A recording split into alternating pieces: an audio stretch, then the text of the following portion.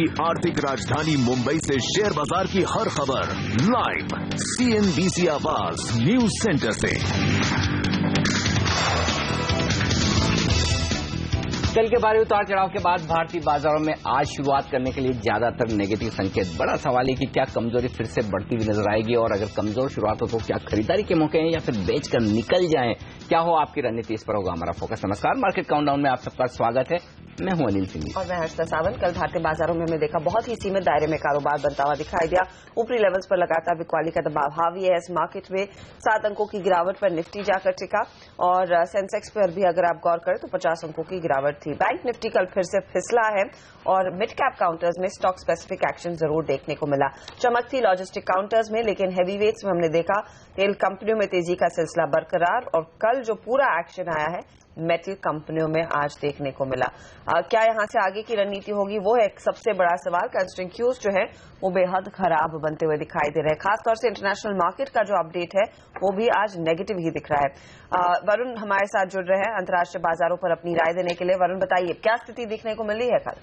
देखिए, गहरा cell of देखने मिला कल के ट्रेडिंग सेशन में ग्लोबल मार्केट्स में और ग्रीस एक बहुत बड़ा चिंता के विषय बन के उभरा है ग्लोबल मार्केट्स के लिए, जिसके कारण ये सेल ऑफ देखने मिला है। दरअसल ग्रीस का जो कर्ज है और जो बेल आउट पैकेज है उसको लेकर लगातार बुरी खबरें आई है, जिसके कारण अगर आप देखें तो ग्रीस के मार्केट में करीब 4% के आसपास की गिरावट देखने मिली और इसी का एक रब ऑफ इफेक्ट दरअसल यूरोपीय बाजार में भी देखने मिला, जहां कैक्स, डैक्स, फुटसी अगर तीनों में अगर आप देखें तो 1 से 2.5% के आसपास की कल गिरावट देखने मिली है। और इसी का असर दरअसल कल यूएस के मार्केट में भी देखने मिला, जहां शुरुआती ट्रेडिंग सेशन से ही लाल निशान में वहां ट्रेड देखने मिले, लेकिन जो यूएस के खुद के डोमेस्टिक डेटा थे वो भी कुछ कमजोर ही थे। कल जो ट्रेड डेफिसिट का डेटा आया उसमें अच्छी खासी बढ़ोतरी देखने मिली। इसके लिए अनुमान ये लगाया जा रहा है कि जो Q1 का जीडीपी का आंकड़ा है उसे डाउनवर्ड रिवाइज करना पड़ेगा और कहीं ना कहीं जो इकोनॉमी है वो कॉन्ट्रैक्ट हो रही है। इसी के साथ जो 10 ईयर बॉन्ड यील्ड्स भी थी उसमें भी अच्छी खासी बढ़त देखने मिली और इसी के कारण कल यूएस के मार्केट्स में अच्छी खासी कल गिरावट हुई है और इसी का एक असर कहीं ना कहीं आपको एशियन मार्केट्स में देखने मिलेगा, जहां कुछ नरमी के साथ ही ट्रेड देखने मिल रहे हैं और SGX निफ्टी भी लाल निशान में ही ट्रेड कर रहा है। तो हर जगह से आज कमजोरी के ही आपको संकेत देखने मिलेंगे।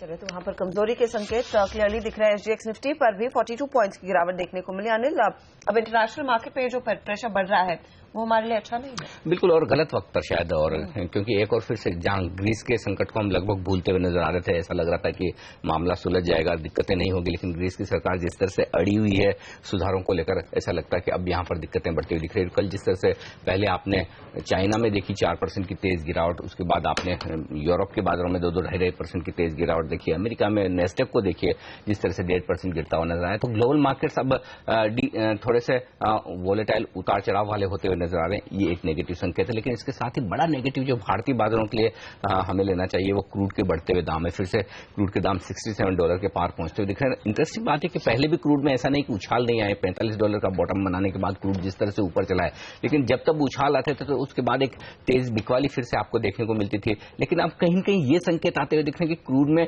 जो बिकवाली का दौर जो एक तेजी का होता था, बहुत जोर से बिकवाली जो आती थी, वो कम हो गई है। और इंटरेस्टिंग बात है कि अब क्रूड हायर लोज बना रहा है, यानी कि उतना नहीं गिर रहा जितना पहले गिरा करता था। तो कहीं कहीं क्रूड के जो संकेत हैं, भले इमीडिएट टर्म पर हम उस पर रिएक्शन दे ना दे वो एक अलग बात है, या फिर सिर्फ ऑयल मार्केटिंग कंपनियों के शेयरों पर आपको रिएक्शन दिखेगी, रुपया भी कमजोर है और क्रूड के दाम ऊपर है, तो वहां पर नुकसान आपको देखने को मिले।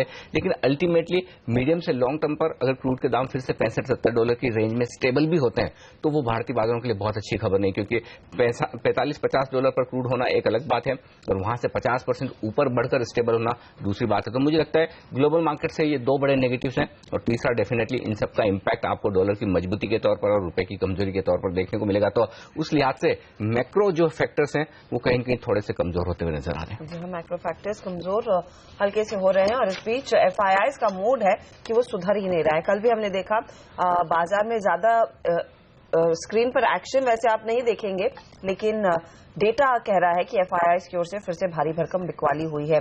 कैश में बिकवाली की है और साथ ही वायदे बाजार में भी हमने देखा। और ये ज्यादा दिक्कत की बात है हर्षिता कि जो आप कह रहे हैं कि स्क्रीन पर नहीं दिख रहा था, स्क्रीन पर दिख नहीं रहा, लेकिन उसके बावजूद इतनी बिकवाली हो रही थी, इसका मतलब चिंता की बात तो है ही, क्योंकि पिछले 2 सेशन में फिर इसका मतलब साफ है कि जो कुछ भी बड़ी खरीदारी होती हुई दिखी वो सिर्फ ट्रेडर्स की तरफ से हुई है और ट्रेडर्स उतने मजबूत नहीं जितने FI या फिर दूसरे फंड है।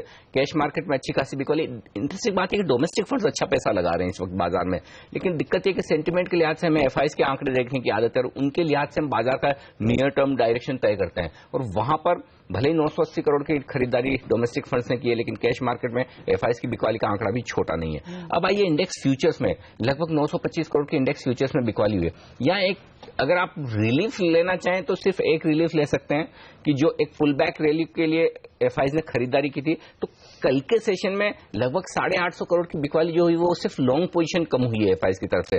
तो कह सकते हैं कि शॉर्ट्स ज्यादा नहीं बने इंडेक्स फ्यूचर्स में, एफआईज ने अपनी तेजी की पोजीशन को कम किया, फिर चाहे वो निफ्टी हो या फिर बैंक निफ्टी हो। अब आइए स्टॉक फ्यूचर्स में 1030 करोड़ की वहां पर खरीदारी है, ये इंटरेस्टिंग आंकड़ा है। तो कहीं कहीं कैश मार्केट की बिकवाली के सामने स्टॉक फ्यूचर्स में थोड़ी खरीदारी होती दिख रही है, और उसे भी अगर आप बांट कर देखें तो स्टॉक फ्यूचर्स में बराबरी का मामला है। एक तरफ जहां शॉर्ट कवरिंग होती हुई दिखी है लगभग 600 करोड़ के आसपास की, वहीं लगभग 450 करोड़ के आसपास की फ्रेश लॉन्ग पोजीशन बनती हुई दिखी है। तो कहीं न कहीं कैश मार्केट की शॉर्ट्स के सामने या बिकवाली के सामने थोड़ी लॉन्ग पोजीशन वायदा कारोबार में बनी है, लेकिन बाकी की जो पहले की लॉन्ग पोजीशन थी या पहले की शॉर्ट की पोजीशन थी वो कवर होती हुई दिखी है। तो आंकड़े थोड़े कमजोरी की तरफ है, फर्क इतना ही कि जितने कमजोर दिख रहे हैं उतने ज्यादा नहीं है, लेकिन इसमें कोई डाउट नहीं कि एफआईज का मूड बदलता हुआ नहीं दिख रहा है। इंडेक्स फ्यूचर्स में कल फिर से 700, इंडेक्स ऑप्शंस में फिर से कल 700 करोड़ की खरीदारी एफआईज ने की है। इसका मतलब यह है कि अब सीधे तौर पर इंडेक्स फ्यूचर्स बेचने से एफआईज बच रहे हैं, वहां पर अपनी तेजी की पोजीशन कम कर रहे हैं, और अब जो उन्हें पोजीशंस बनानी है बाजार के डायरेक्शन को लेकर वो वेट एंड वॉच वाली सिचुएशन में, इसलिए बजाय सीधे फ्यूचर्स में पोजीशन बनाने के ऑप्शंस खरीद रहे हैं। और ऑप्शन दोनों तरीके खरीदे जा रहे हैं, पुट भी और कॉल भी। तो और पुट में खासतौर से इंटरेस्टिंग बात है कि लोअर साइड के पुट जबरदस्त एफआईज खरीदते हुए दिख रहे हैं, तो ये एक इंटरेस्टिंग एक्शन है।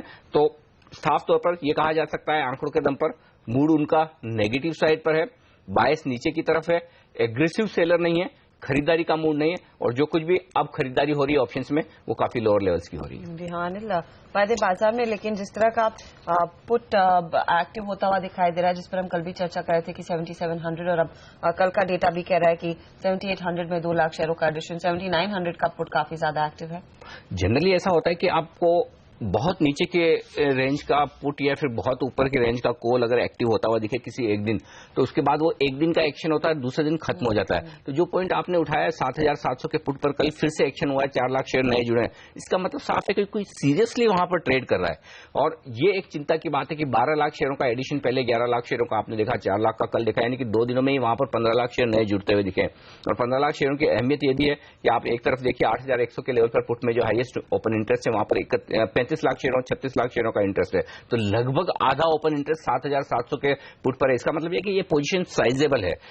अब इसके दो मतलब है, एक तो ये कि वो लोग जो बाजार में अच्छी खासी कमजोरी की उम्मीद कर रहे हैं वो कम प्राइस का 7700 का पुट खरीद रहे हैं। दूसरी ओर आप ये भी कह सकते हैं कि तेजी करने वाले ट्रेडर्स ये मानकर चल रहे हैं कि उस पुट को बेचने में कोई हर्ज नहीं, प्रीमियम पूरी की पूरी मिलेगी अगर कमजोर हुए। तभी इस वक्त बाजार में आपको एक भी आदमी ये नहीं कहेगा कि 7700 के नीचे भी हम जा सकते हैं, ज्यादा से ज्यादा हम 7700 7800 तक जा सकते हैं। तो दोनों तरह के ट्रेड है, लेकिन जिस तरह का एडिशन हुआ वो थोड़ी चिंता की बात जरूर है। अब आइए दूसरे आंकड़ों में, स्टॉक फ्यूचर्स में जरूर थोड़े से एडिशन होते हुए दिखे, 40 लाख शेयरों के, बहुत ज्यादा नहीं है।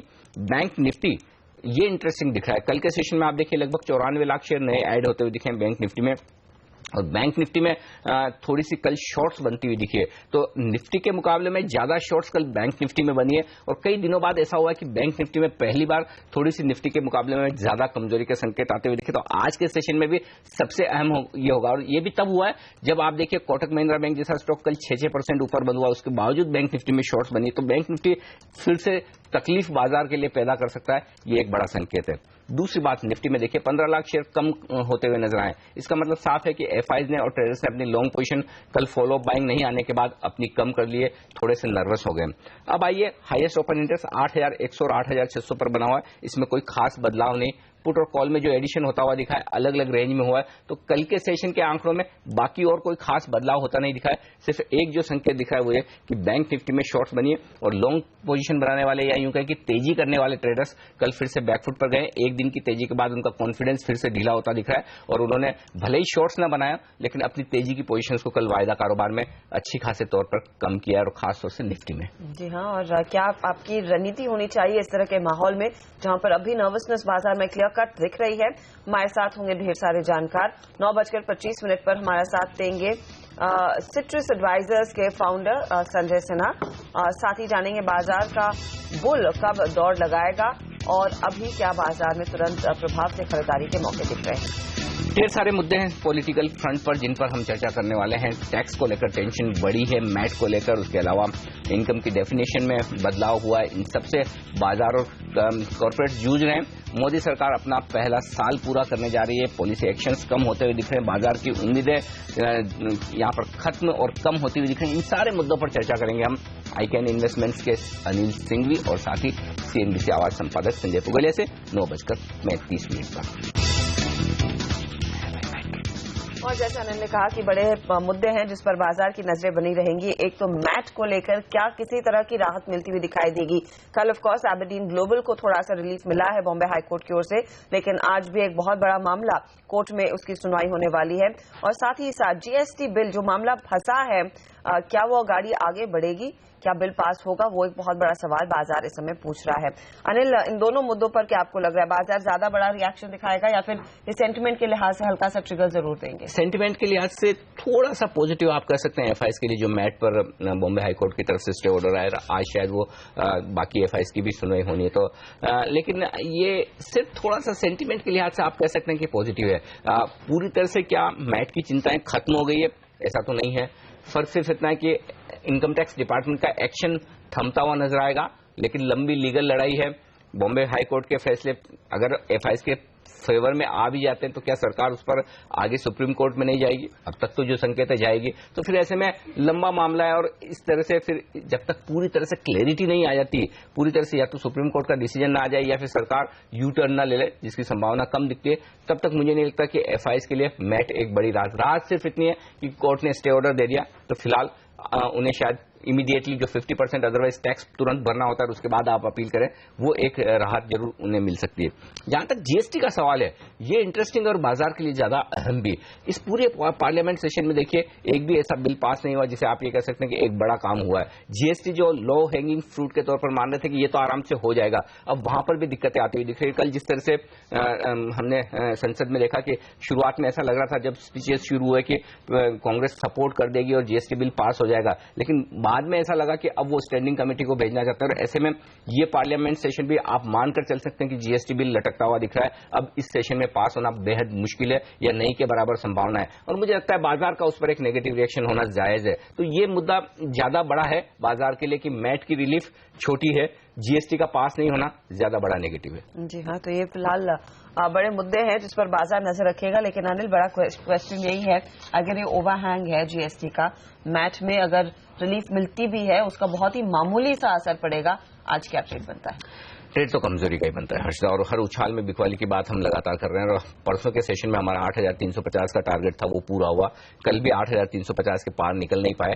अगर 8,350 के पार निकलते तो 50 से 100 पॉइंट की निफ्टी पर तेजी बन सकती थी, लेकिन वो हो नहीं रहा। तो अब आपके लिए अपसाइड एक्चुअली सीधे तौर पर 8,350 हो गई है। जब तक आप 8,350 के पार निकलकर टिके नहीं, क्लोज देते हुए नजर आए, तब तक तेजी के बारे में मत सोचिए, तब तक ये बाजार सेल ऑन राइज का है, इसमें कोई डाउट नहीं होना चाहिए। तो 8,350 के ऊपर जाकर बंद होना जरूरी है, तो ही 100 से 150 पॉइंट की तेजी निफ्टी में और बन सकती है, जो कि इस वक्त तो संभावनाएं कम दिख रही है।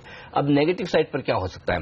8,275 आज के लिए इंट्राडे ट्रेडर्स के लिए स्टॉप लॉस लेवल है। अगर आप 8,275 के नीचे निकले टिक कर अगर ट्रेड करते हुए दिखें, तो फिर आप अपनी एक बार की आपने लॉन्ग पोजीशंस बनाई है तो उससे हट जाएं, या फिर एग्रेसिव शॉर्ट पोजीशन बनाना चाहते हैं तो फिर आप और शॉर्ट पोजीशन बना सकते हैं। आगे फिर जो सपोर्ट बाजार लेगा वो 8,200, और एक्चुअली एक और इंटरेस्टिंग बात यह भी है कि 8,100 से लेकर 8,200 की रेंज में बाजार को काफी सपोर्ट मिलने की संभावनाएं दिखती है। तो इसका मतलब साफ है कि शायद बाजार आपको वन साइड कमजोरी भी नहीं दिखाए। ऐसा नहीं होगा कि जिस तरह से आपने पिछले 10-12 सेशन में एक तरफा मंदी होती हुई देखी है, शायद वैसी मंदी ना हो, मंदी रुक रुक के हो, बीच बीच में आपको बाउंस बैक मिलेंगे, लेकिन अल्टीमेटली उन बाउंस बैक पर कितना भरोसा करना है, ये की क्वेश्चन है ट्रेडर्स के लिए। और फिलहाल जो संकेत है, जब तक FIs का मूड ना बदले, जब तक आपको मानसून की चिंताएं, अब ग्रीस की चिंताएं बढ़ रही है, GST को लेकर काम नहीं हो रहा है, क्रूड नेगेटिव है, FIs बेच रहे हैं, इन सब मुद्दों के बीच में आप तेजी क्यों करना चाहते हैं? थोड़ा सा इंतजार कर लें लोअर लेवल्स का, और न भी आए तो कम से कम ये मुद्दे क्लियर होते हुए दिखें, उसके बाद मुझे लगता है कि खरीदारी का माहौल बनता हुआ दिखेगा। तो खरीदारी की जल्दी ना करें फिलहाल। अगर बाजार थोड़ा सा आपको इंट्राडे में बाउंस बैक दें और फिर से 8,350 के आसपास आए, तो वहां पर प्रॉफिट बुकिंग करें या अपनी पोजीशंस को हल्का करने की कोशिश करें। वोलेटाइल हो सकते हैं बाजार, ये आंकड़े बता रहे हैं, स्ट्रिक्ट स्टॉप लॉसेस के साथ ट्रेड करना बेहद जरूरी होगा, फिर चाहे आप वो तेजी की तरफ के ट्रेड लेकर चले हों या फिर मंदी के। वक्त थोड़ा एक छोटे से ब्रेक का। अभी भी मार्केट दिख रहा है सेल ऑन राइज का ही, तो उसके लिए आप तैयार रहिएगा। 32 अंकों की गिरावट एसजीएक्स निफ्टी दिखा रहा है।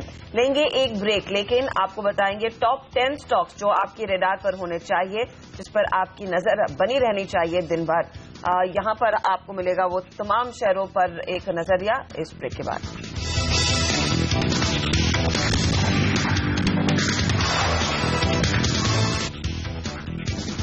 और अब वक्त है टॉप 10 स्टॉक्स का।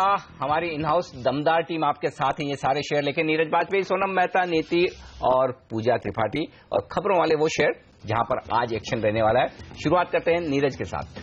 जहां सिप्ला मेरे रडार पे, और इसमें जो कल एक फैमिली एग्रीमेंट का डिस्प्यूट था वो सुलझता हुआ दिख रहा है, और सेबी ने इनको ओपन ऑफर लाने से छूट दे दी। मुद्दा ये है कि जो पूरा शेयर होल्डिंग प्रमोटर के पास है, उसमें फैमिली में जब शेयर होल्डिंग का डिस्ट्रीब्यूशन होगा तो अगर किसी के पास शेयर का हिस्सा ज्यादा जाता तो ओपन ऑफर ट्रिगर हो सकता था। उसको फैमिली ने ये डिस्प्यूट रखा था सेबी के सामने कि हम एक यूनिट की तरह है, इसलिए हमें ओपन ऑफर से छूट दी जाए, जिसको सेबी ने मंजूर कर लिया है। सिप्ला में इस वजह से आज रडार पर रहेगा, क्योंकि ओपन ऑफर ट्रिगर होता तो शायद यहाँ पे स्टॉक में बहुत ज्यादा मोमेंटम आपको देखने को मिल सकता था। लेकिन अब चूंकि सेबी ने मना कर दिया है, उनको छूट दे दी कि ओपन ऑफर नहीं लाएंगे, तो इसलिए आज ये स्टॉक्स रडार पे रहना चाहिए।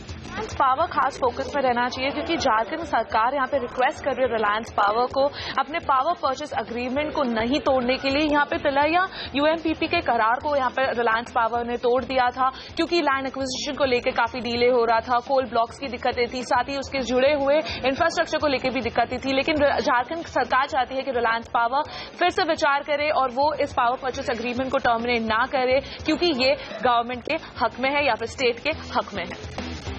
हिंदुस्तान जिंक मेरे रडार पर दूसरा स्टॉक है, और एक बड़ी खबर यह है कि कंपनी जो है राजस्थान में करीब 8,000 करोड़ रुपए का फ्रेश इन्वेस्टमेंट करने की सोच रही है, और इसमें 6,600 करोड़ की एक जो है माइनिंग में खर्च करेगी पूरा, और 1,400 करोड़ रुपए फर्टिलाइजर पे इन्वेस्ट करेगी। ये एक इंटरेस्टिंग बात होगी कि एक जिंक कंपनी, माइनिंग कंपनी है जो फर्टिलाइजर प्लांट में भी डाइवर्सिफाई कर रही है, तो ये एक बड़ा ट्रिगर इस स्टॉक के लिए हो सकता है। इन्वेस्टमेंट प्लान काफी है, क्योंकि जेवी में होगा, राजस्थान सरकार से भी इनको मदद मिलेगी।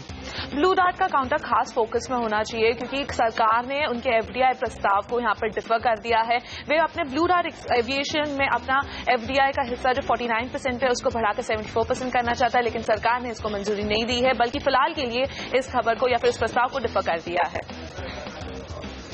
बैंक ऑफ बड़ौदा का काउंटर भी आज आपके रडार पर होना चाहिए। यहाँ पिछले हफ्ते बैंक ऑफ इंडिया ने अपने बेस रेट में कटौती की थी, और आज बैंक ऑफ बड़ौदा ने भी अपने बेस रेट में 25 बेसिस पॉइंट की कटौती की, जो कि आज से लागू होगी। रिलायंस कम्युनिकेशन खास फोकस में होना चाहिए, क्योंकि रिलायंस कम्युनिकेशन अपनी यूनिट रिलायंस इंफ्राटेल में मेजॉरिटी स्टेक बेचने की यहाँ पे योजना बना रहा है। माना जा रहा है 2 हफ्तों में बैंक का भी डिसाइड हो जाएगा, और कंपनी चाहती है ये पूरा का ये हिस्सेदारी इसी साल में, मतलब 2015 के साल में ही बिक जाए, क्योंकि कंपनी यहाँ पे अपने कोर ऑपरेशंस पर फोकस करना चाहती है, अपने कर्ज को भी कम करना चाहती है। माना जा रहा है या फिर वैल्यूएशन इस टावर कारोबार का लगभग 20 से 25,000 करोड़ का बन रहा है। अब बड़े अपग्रेड आए हैं कोटक महिंद्रा बैंक पर, इस पे आपकी नजर होनी चाहिए। कल इस स्थान पे अच्छे नतीजे उन्होंने पेश किए हैं। Credit Suisse target price raise कर रहा है, वहीं ईपीएस अनुमान भी बढ़ाया है 6 से 7% के आसपास। सिटी मेंटेन कर रहा है बाय का कॉल, खरीदारी करके चले। आईएनजी वैश्य के साथ जो मर्जर हुआ है उसका फायदा मिलने में अभी साल भर का वक्त लगेगा। 15% का एक अपसाइड पोटेंशियल देख रहे हैं। 1640 रुपए तक के लक्ष्य आपको कोटक महिंद्रा बैंक दिखा सकता है। इसके अलावा डाबर रेडार पर रहेगा। नतीजे बाजार बंद होने के बाद और यहाँ पर हमने देखा उम्मीद पर खरे उतरे हैं नतीजे। वॉल्यूम ग्रोथ में एक सरप्राइज देखने को मिला है, जहां पर हम एक्सपेक्ट कर रहे थे 7% की वॉल्यूम ग्रोथ, कंपनी ने 8% की वॉल्यूम ग्रोथ डिलीवर की है। मुनाफे के फ्रंट पर 285 करोड़ का आंकड़ा देखने को मिला है।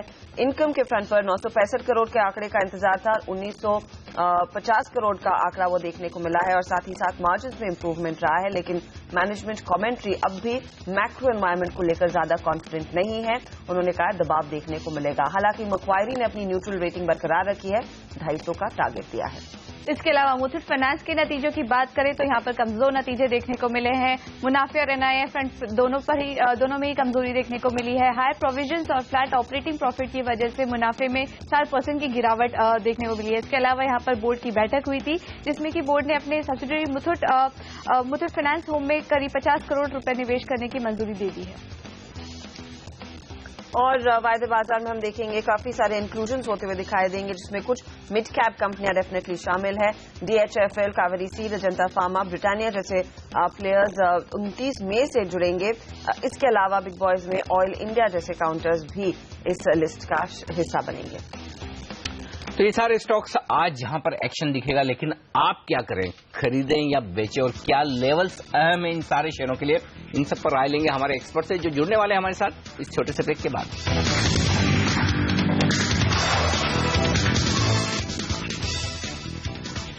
और एक्सपर्ट्स का दमदार पैनल जुड़ चुका है हमारे साथ। आज के ट्रेडिंग सेशन की रणनीति देने के लिए आपको तकनीकी राय देंगे मंगल केशव सिक्योरिटीज के senior technical expert Rajesh Satpute, और फंडामेंटल राय के लिए हमारे साथ HDFC सिक्योरिटीज के हेड VK शर्मा साहब है स्टूडियो में, और वायदा कारोबार की रणनीति SMC ग्लोबल के डेरिवेटिव हेड नितिन मुरारका से हम लेंगे। आप तीनों का स्वागत है CNBC आवाज पर। Good morning.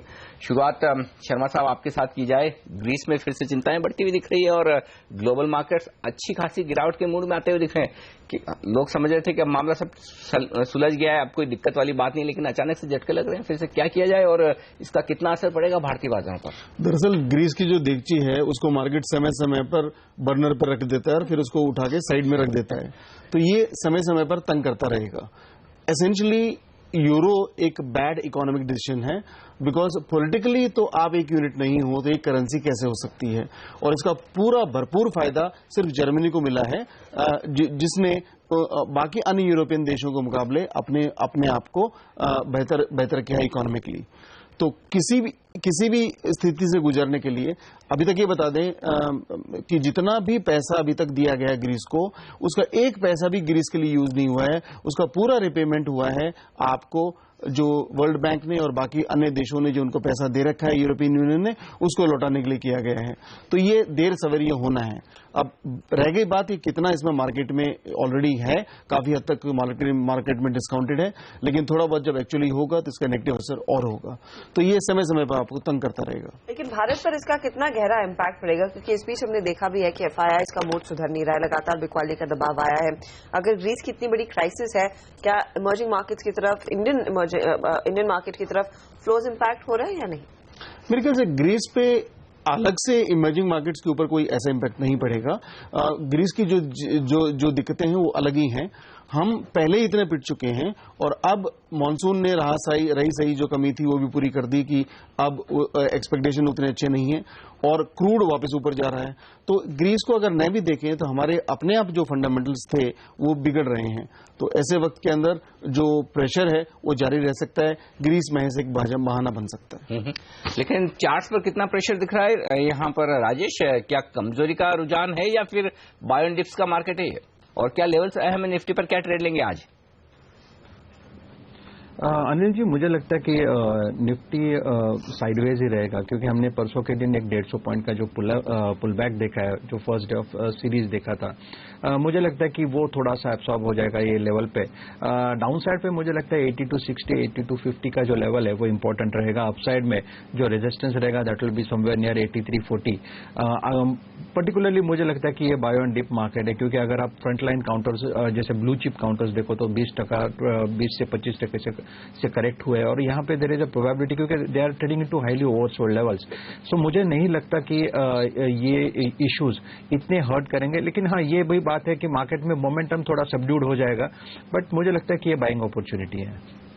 ओके, खरीदारी की अपॉर्चुनिटी डेफिनेटली फिलहाल दिखाई दे रही है राजेश को, लेकिन स्टॉक स्पेसिफिक एक्शन पर ऑफ कोर्स जोर दिया जाएगा। नितिन मुरारका भी हमारे साथ जुड़ गए। Nitin, good morning.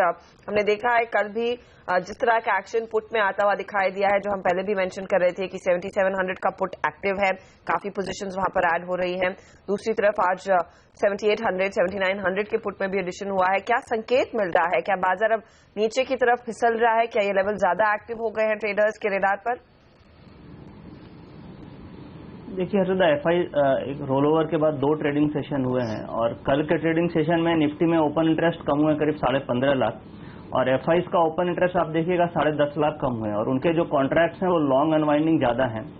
यानी कि कल फ्लैट मार्केट में जो आपने लॉन्ग पोजीशन बनाई थी रोल ओवर के बाद, वो 150 पॉइंट की तेजी के बाद आप उस पोजीशन को काट रहे हैं। इसका मतलब ये हुआ कि आप बहुत ज्यादा तेजी एक्सपेक्ट नहीं कर रहे हैं। दूसरी बात, अगर आप लास्ट 2 दिन का डेटा देखें तो जिस दिन मार्केट 150 पॉइंट बढ़ी थी मंडे को, उस दिन एफआईज की तरफ से 2300 करोड़ के आसपास की ऑप्शंस में बाय फिगर थी। और अगर आप लास्ट 2 दिन का ऑप्शंस का बाय फिगर देखें तो करीब 3000 करोड़ के आसपास का है। और अगर कॉल एंड पुट अलग अलग निकालें तो करीब करीब पुट में 39 लाख पुटें बाय की गई है और 3.5 लाख कॉल बेची गई है। और अगर नेट निफ्टी में आप देखेंगे तो 1200 करोड़ के आसपास की नेट सेलिंग है लास्ट 2 दिनों में और करीब 14.5 लाख निफ्टी बेची गई है। तो जो नेट पोजीशन एक्सपायरी के बाद जो बनी है रोलओवर के बाद, वो स्ट्रॉन्गर हैंड्स की साइड की तरफ से वीक पोजीशन है, शॉर्ट साइड की पोजीशन है और पुट से ज्यादा पोजीशन बनाई जा रही है। दूसरी बात, अगर आप ऑप्शंस में जाते हैं तो मार्केट करीब 83 के आसपास है, बट अगर पुट राइटिंग होती तो 83, 82, 81 में पुट का ओपन इंटरेस्ट एडिशन होना चाहिए, बट वहां पे हम लोग देख रहे हैं बिल्कुल एडिशन नहीं है। और कॉल्स में एट द मनी कॉल्स यानी 83, 84, 85 इनमें कॉल राइटिंग हो रही है। इसका मतलब जो कॉल राइटर्स हैं वो नजदीक की कॉल बेचने में कंफर्टेबल हैं, बट नजदीक की पुट बेचने में कंफर्टेबल नहीं है। वो भी इंडिकेट कर रही है कि मार्केट में वीकनेस बढ़ेगी।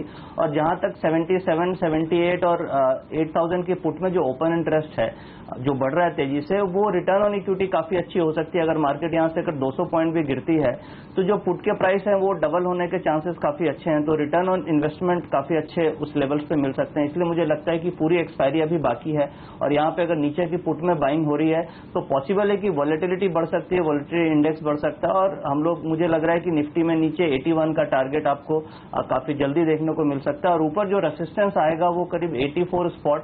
और अगर आप शॉर्ट टर्म अगर काफी इमीडिएट रेसिस्टेंस देखते हैं तो 8360, 8365 के आसपास का स्टॉप लॉस रख करके स्पॉट में 81 के टारगेट के लिए आप इवन 83 की पुट भी खरीद सकते हैं। राइट, तो यहाँ पर मंदी का व्यू रखें। 8350, 8400 रेजिस्टेंस का काम करेगा, उसके ऊपर जाना होगा मुश्किल। नीचे की तरफ 8100 पहला लेवल है और जिस तरह से पुट में एडिशन होता हुआ दिख रहा है, शायद डाउन साइड रिस्क खुलती हुई नजर आ रही है। ये राय है वायदा कारोबार के लिए। आज हालांकि तकनीकी तौर पर राजेश मानते हैं कि बाजार अब भी थोड़ा सा रेंज बाउंड रह सकता है। बायो इंडेक्स का मार्केट है इंटरेस्टिंग, देखते हैं फिर क्या होगा आज के बाजार में। लेकिन बैंक निफ्टी पर भी राय लेंगे हमारे एक्सपर्ट से, लेकिन उससे पहले लेंगे एक छोटा सा ब्रेक और ब्रेक के बाद होगी आपके लिए आज की हेडलाइंस और साथ ही वो बड़े सवाल आज के लिए जो आप जानना चाहते हैं, जिनके जवाब आप जानना चाहते हैं, चाहे आप ट्रेडर हैं या फिर इन्वेस्टर्स, लेकर आएंगे इस ब्रेक के बाद।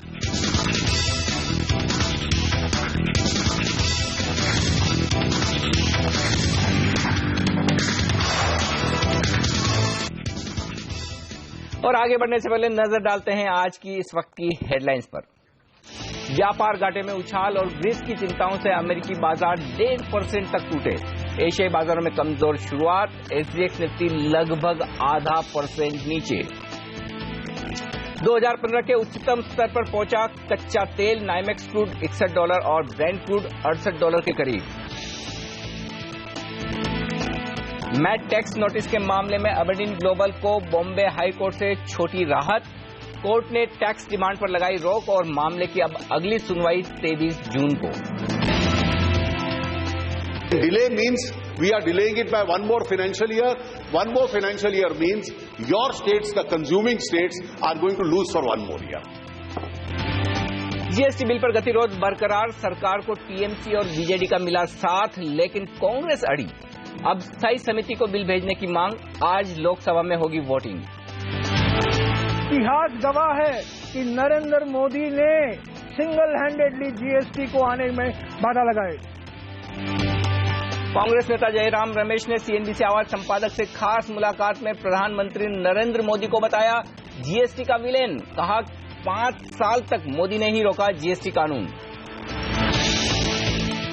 और आज होगी एक और नई लिस्टिंग, एमएफपी इंफ्रा आज बाजार में उतरेगा। इशू मुश्किल से 1 गुना भरा, 325 करोड़ की थी इशू साइज। लेकिन अब नजर डालते हैं उन अहम सवालों पर जिस पर नजर है सारे निवेशकों की और ट्रेडर्स की। बाजार के सामने कौन से हैं बड़े सवाल, लेकर हमारे साथ है हर्षदा, बताइए। अनिल, यहाँ पर सबसे पहले नजर रखेंगे निफ्टी में जिस तरह की बिकवाली का दबाव बनता हुआ दिखाई दे रहा है। अब खतरा यही है और फियर जो मन में उभर कर आ रहा है कि क्या निफ्टी अब 7700 की ओर बढ़ता हुआ दिखाई दे रहा है। क्या वो लेवल है जिस पर अब तमाम ट्रेडर्स की शॉर्ट नजरिए के लिहाज से इस लेवल पर नजर है और क्या बाजार उन लेवल्स तक गिरेगा। अगला बड़ा सवाल जो है वो इंटरनेशनल मार्केट से ही उभर रहा है।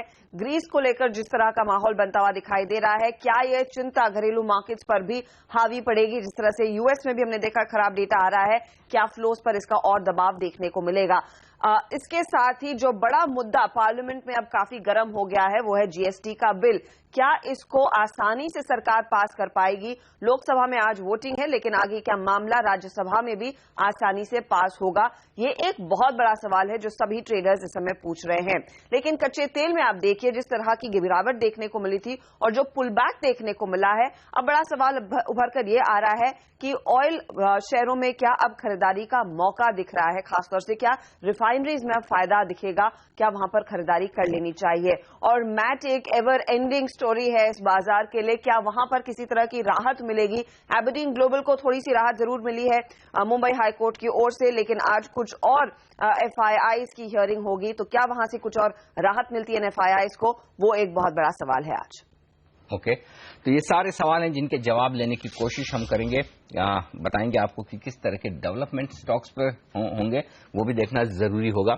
लेकिन बड़े मुद्दे हैं बाजारों के सामने। इससे पहले कि हम स्टॉक्स पर जाएं, लेकिन एक राय आपसे बैंक निफ्टी पर लेना चाहता हूं, क्योंकि कल के सेशन में बैंक निफ्टी में भी थोड़ी सी कमजोरी के संकेत आते हुए दिखे और ओपन इंटरेस्ट बढ़ा है। क्या कुछ शॉर्ट्स बनने के संकेत है? कैसे ट्रेड करेंगे आप बैंक निफ्टी को? देखिए जी, लास्ट 2 दिनों में निफ्टी में 11% ओपन इंटरेस्ट कम हुए हैं, वहीं बैंक निफ्टी में 11.5% ओपन इंटरेस्ट ऐड हुए हैं। इसका मतलब उधर तो लॉन्ग अनवाइंडिंग हुई, यहाँ पे हम लोग शॉर्ट बिल्डअप देख रहे हैं। और जैसे बैंक निफ्टी में total open interest 18 lakh share के आसपास है, तो जो स्लाइटली अदर एक्सपायरी के कंपैरिजन में बेस छोटा है, बट फिर भी हम लोग देख रहे हैं कि 2 दिनों में ओपन इंटरेस्ट एडिशन हो रहे हैं शॉर्ट साइड में। और जो कॉल्स हैं वो हम लोग देख रहे हैं कि 19,000 के कॉल्स में राइटिंग हो रही है और पुट में 18,000 की पुट में बहुत ज्यादा एडिशन नहीं है। तो ऊपर काफी अच्छा रेसिस्टेंस आपको 18,650 18,700 के रेंज में आना चाहिए, क्योंकि इस एक्सपायरी का और रोल ओवर वीक का जो सबसे ज्यादा वॉल्यूम प्रोफाइलिंग अगर आप बैंक निफ्टी का देखिएगा तो वो 18,650 के आसपास आता है, जो काफी नजदीक है करंट लेवल से। तो मुझे लगता है कि 18,650 700 का स्टॉप लॉस रख के बैंक निफ्टी में शॉर्ट पोजीशन बनाई जा सकती है। और अगर बैंक निफ्टी के 12 स्टॉक जो है उसमें अगर आप देखते हैं तो ज्यादातर स्टॉक्स वीक हैं। केवल कोटक बैंक में हम बाउंस देख रहे हैं, उसके बाद भी बैंक निफ्टी में पॉजिटिविटी नहीं है। जहां तक एसबीआई, एचडीएफसी बैंक है, आईसीआईसी बैंक है, जो जिनके वेटेज ज्यादा है, उनमें हम लोग वीकनेस देख रहे हैं। तो मुझे लगता है कि एक 17,700 17,600 तक का आपको टारगेट बैंक निफ्टी में देखने को मिल सकता है। तो बैंक निफ्टी पर ये राय, नीचे की तरफ के लेवल्स आने की पूरी संभावना। लेंगे एक छोटा सा ब्रेक और ब्रेक के बाद फोकस होगा हमारा स्टॉक्स पर। आज के स्टॉक सेक्शन में रहने वाले खबरों के दम पर, नतीजों के दम पर आपके लिए तैयार करेंगे रणनीति इस ब्रेक के बाद।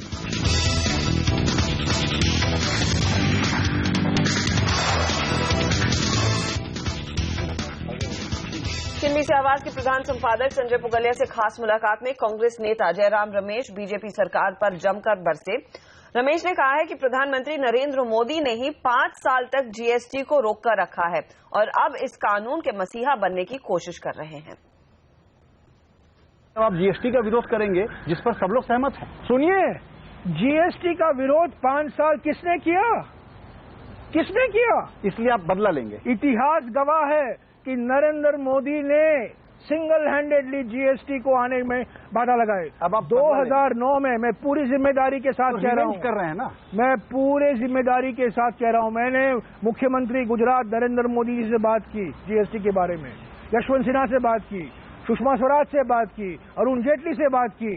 2009 से देश इंतजार कर रहा है जीएसटी का, पर नरेंद्र मोदी जी ने तय कर लिया था कि जीएसटी नहीं आने देंगे। और आज वही नरेंद्र मोदी कह रहे हैं कि जीएसटी के बिना हिंदुस्तान की आर्थिक तरक्की। एडमिट करिए, पूंजीपतियों को जो पक्षधार है ये सरकार, और किसान विरोधी पक्षधार विपक्ष है, किसान विरोधी जो भावना इस संशोधन में प्रकट किया गया है, हम उसके खिलाफ है। हमारी आपत्ति राजनीतिक आपत्ति नहीं है, हमारी आपत्ति सिद्धांतिक आपत्ति है। और कांग्रेस के सीनियर नेता जयराम रमेश की सीएनबीसी आवाज प्रधान संपादक संजय पुगलिया से पूरी बातचीत आज देख सकते हैं शाम 5 बजे और रात 10 बजे।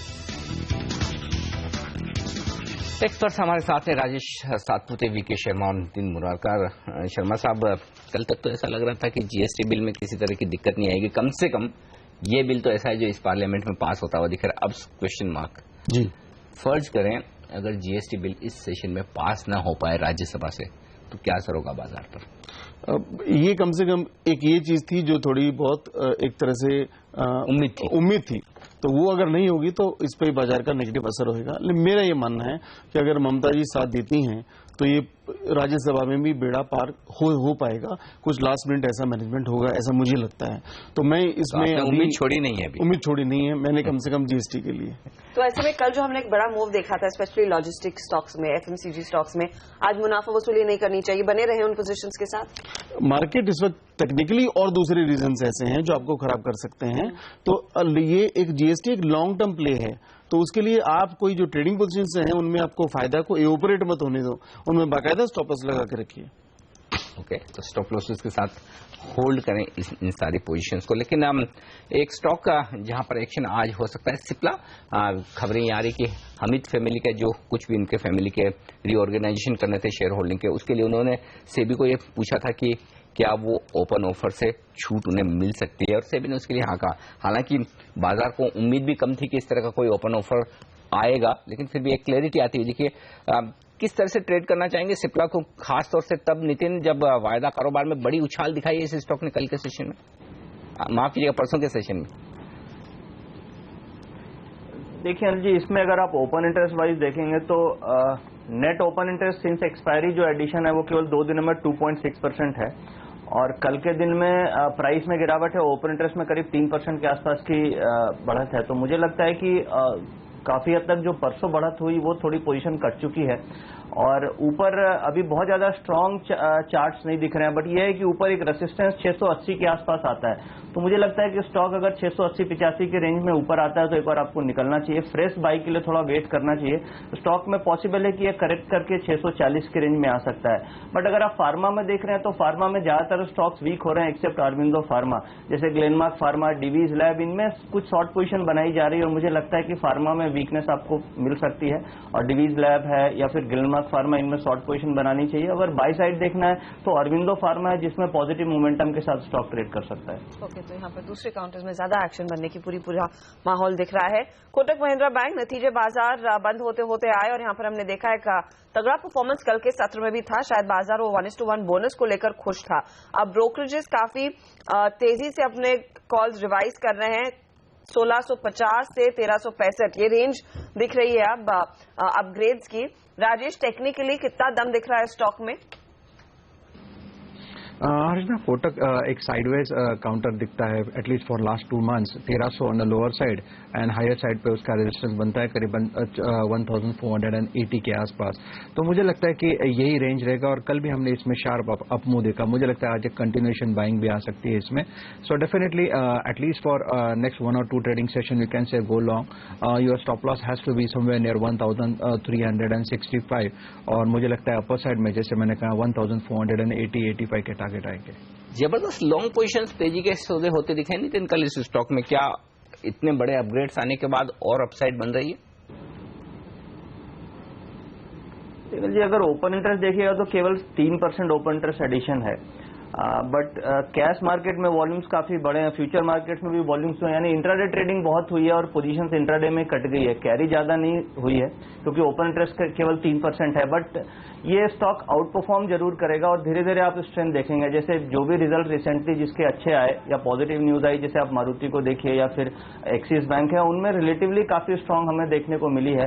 तो मार्केट में जब भी बाउंस होगा ये ऐसे सेलेक्टेड स्टॉक्स आपके होने चाहिए जिसमें रिजल्ट्स अच्छे आ रहे हैं या पॉजिटिव मोमेंटम है, वही सबसे ज्यादा आउट परफॉर्म करेंगे।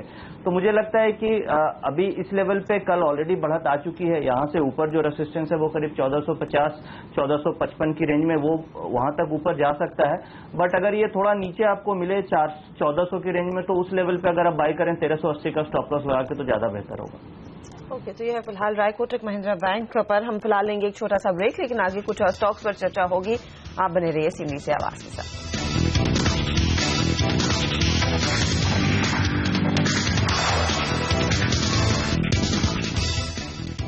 हमारे एक्सपर्ट हैं हमारे साथ राजेश सातपुते, वीके शर्मा और साथ ही नितिन मुरार का। कुछ और स्टॉक्स जहां पर एक्शन हो सकता है, डाबर। शर्मा साहब, राय आपसे ही ली जाए। नंबर्स कमोबेश इन लाइन है, चाहे वो मार्जिन पे देख लें, सेल्स प्रॉफिट सब कुछ। आगे मॉनसून को लेकर थोड़ी चिंताएं भी कंपनी ने बताई, लेकिन वॉल्यूम ग्रोथ 8% की अनएक्सपेक्टेड। अब स्टॉक कैसे रिएक्ट करेगा? आगे के आउटलुक पर या फिर वॉल्यूम ग्रोथ पर, और फिर क्या करना चाहिए, डाबर खरीदे या ना खरीदे? देखिए, आगे जिस तरह का माहौल आ रहा है उसके अंदर आप ये देखिए कि अर्निंग पोटेंशियल उन्हीं कंपनीज के अंदर है जो अपना कम से कम रेवेन्यू तो बढ़ा सकते हैं। तो वो जो हालत है, वो जो इसकी स्ट्रेंथ है वो काफी अच्छी है, और डाबर कई सालों से लगातार अच्छे परफॉर्मेंस दे रहा है और इसके ऊपर पकड़ भी अच्छी है रूरल मार्केट्स के ऊपर। तो आपकी कमजोर मानसून की वजह से जो होगा वो होगा, पर ये दूसरों का नाश्ता खा सकता है। मेरा अपना मानना है कि इसके अंदर अभी भी, क्योंकि जो रिजल्ट आए थे, ये गलत वक्त नाश्ते की याद दिलाया शो के बीच में पोस्ट मार्केट आए थे, तो यहाँ पे अच्छा ही परफॉर्मेंस आना चाहिए, खरीदेंगे मतलब खरीदना चाहिए। विनोद जी, एक और स्पेस जहां पर हम देख रहे हैं काफी एक्शन बढ़ रहा है वो है कच्चे तेल के मूवमेंट्स। काफी टूटी ये कमोडिटीज के बाद हमने देखा है 45 से 50% की रिकवरी आई है। तो क्या वो प्ले अब एक्टिव हो गया है केन जैसे काउंटर्स, ऑयल इंडिया, ओएनजीसी जैसे काउंटर्स के लिए? क्या खरीदारी का माहौल बन रहा है इन स्टॉक्स के लिए? मेरे ख्याल से जो नेगेटिवनेस थी वो करीब करीब अब यहाँ पे समाप्ति की ओर है, कि अब यहाँ से नहीं लगता कि क्रूड वापस आपका $30-40 जो पहले जाने की आशंका थी वो जाएगा।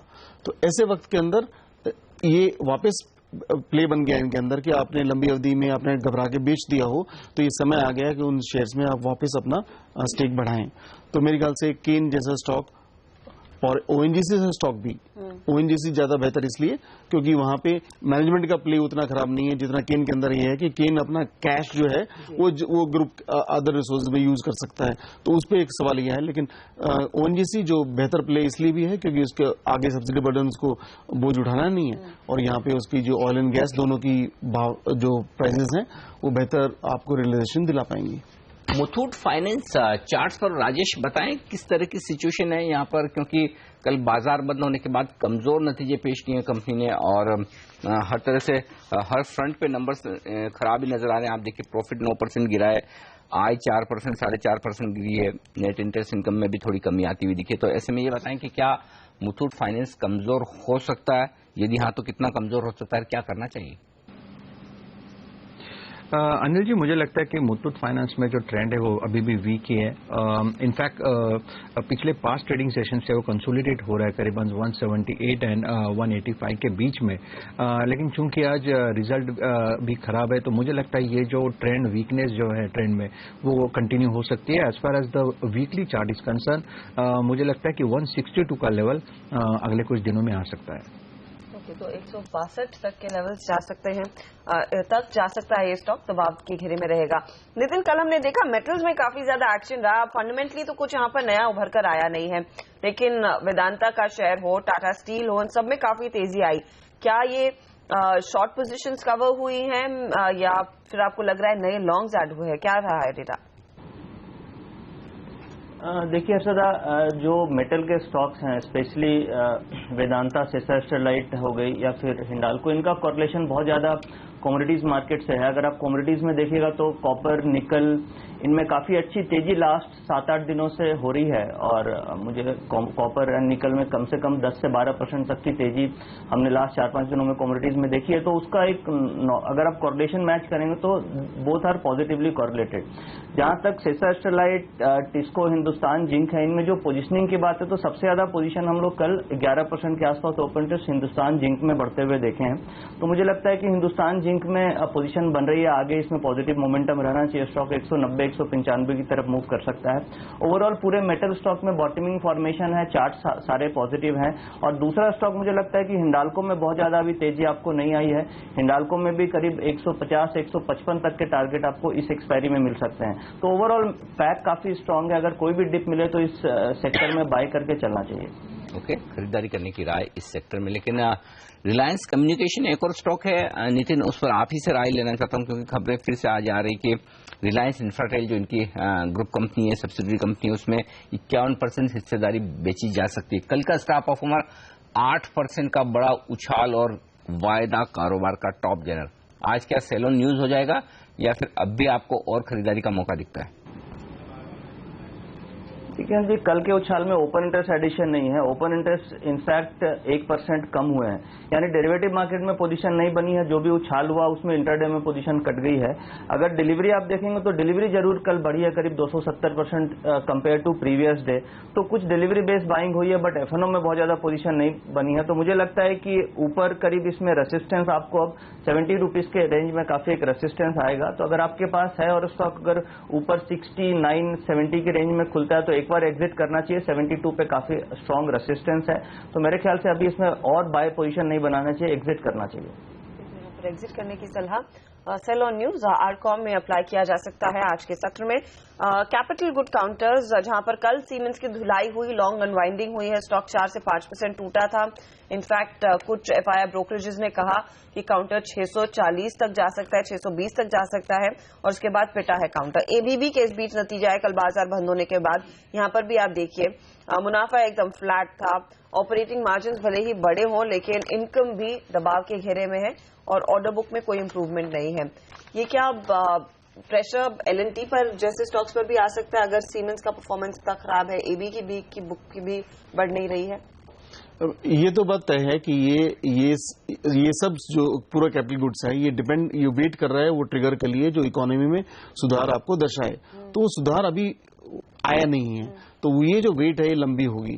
तो ऐसे वक्त में जो इम्पेशेंट वर्क जो इन्वेस्टर्स हैं वो अगर बेचेंगे तो टेक्निकली स्टॉक पहले ही खराब है और खराब हो सकता है। तो ये जो यहाँ पे जो वीकनेस है वो एलएनटी में भी नजर आए, इसमें कोई अतिशयोक्ति न होगी। बिल्कुल। तो कैपिटल गुड्स एक स्पेस होगी जहां पर आज नजर होनी चाहिए। सीमेंस की कल डाउनग्रेडिंग की, एचएसबीसी ने 625 रुपए के लक्ष्य के लिए। भेल एलएनटी कमजोर है और अब एबीबी के नंबर्स भी कमजोर आते हुए, कमजोरी एसएक्स निफ्टी में भी है लगभग 33 अंकों की। लेते हैं एक ब्रेक और ब्रेक के बाद लौटकर आपके लिए लेकर आएंगे हम प्री ओपनिंग सेशन, बताएंगे आपको कैसी होगी भारतीय बाजारों की शुरुआत, करेंसी मार्केट की ओपनिंग और पहला सौदा इस छोटे से ब्रेक के बाद।